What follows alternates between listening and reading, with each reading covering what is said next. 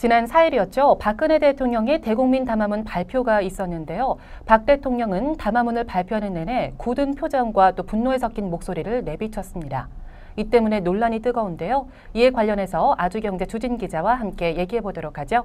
안녕하세요. 안녕하세요. 네, 반갑습니다. 네. 자, 박 대통령이 결연하게 대국민 담화문을 발표를 했는데요. 담화 내용의 핵심부터 좀 짚어보도록 하죠.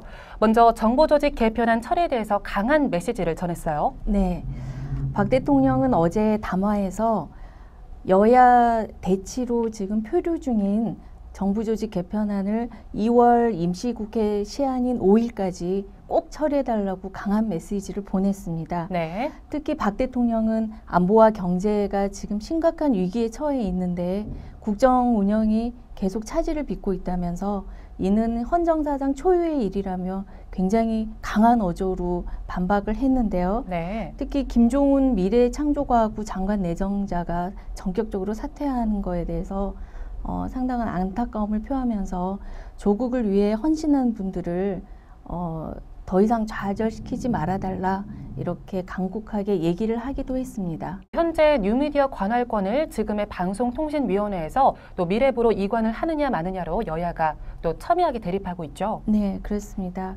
방송통신 융합이 이제는 시대의 어떤 흐름이라는 걸 강조를 했습니다. 네. 그러면서 이런 핵심 산업을 키우기 위해선 반드시 인허가권과 법률 재개정권을 미래부가 이관해서 특히 규제를 풀어주고 육성하는 데 앞장서야 된다는 입장입니다. 네. 근데 민주당의 경우 이 정보통신 산업의 3%밖에 차지하고 있지 않는 이 방송을 정보통신 산업이라는 이 테두리 안에 모두 통합하는 게 무슨 산업진흥에 무슨 의미가 있겠느냐. 네. 특히 방송은 여론 형성의 기능이 있기 때문에 순수한 산업진흥 논리로만은 풀 수가 없다. 그렇기 때문에 지금 합의제 기구인 위원회를 통해서 방송 정책의 특수성을 인정해야 된다라고 주장하고 있습니다. 네, 그렇군요. 박 대통령이 담화문을 발표할 때 굉장히 비장하게 했잖아요. 저는 여기에서 박정희 전 대통령의 모습을 좀 살짝 엿볼 수가 있었는데 글쎄요, 박 대통령 입장에서 생각을 해보죠. 왜 화가 났을까요?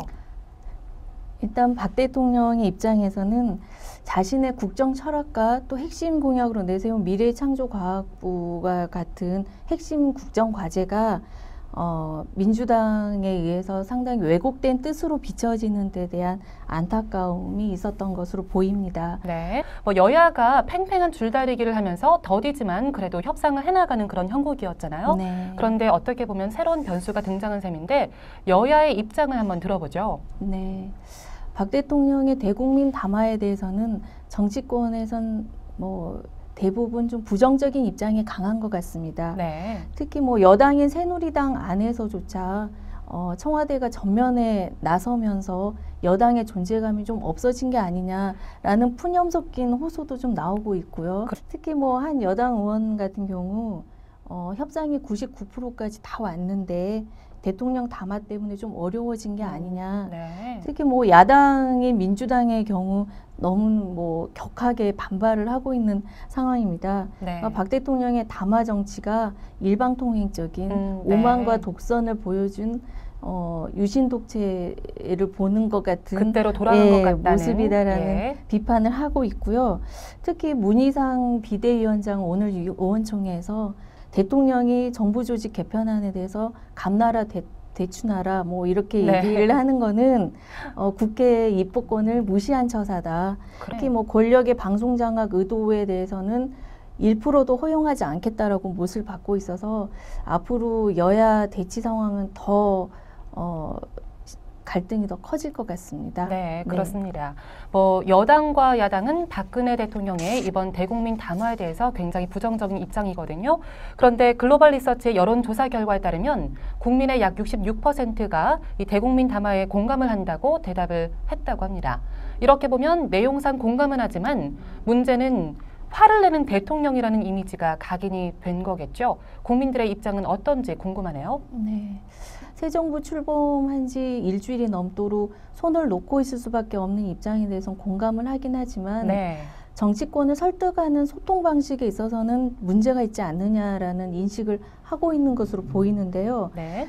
박 대통령이 자신의 트레이드마크인 원칙을 너무 내세우다 보니까 네. 대립을 자초하고 있지 않느냐라는 비판의 목소리도 나오고 있고요. 네. 특히 어제 담화에서 믿어달라는 대통령의 그 호소 한마디가 너무 그거 한마디로 너무 이 문제를 해결하려고 하는 것 아니냐.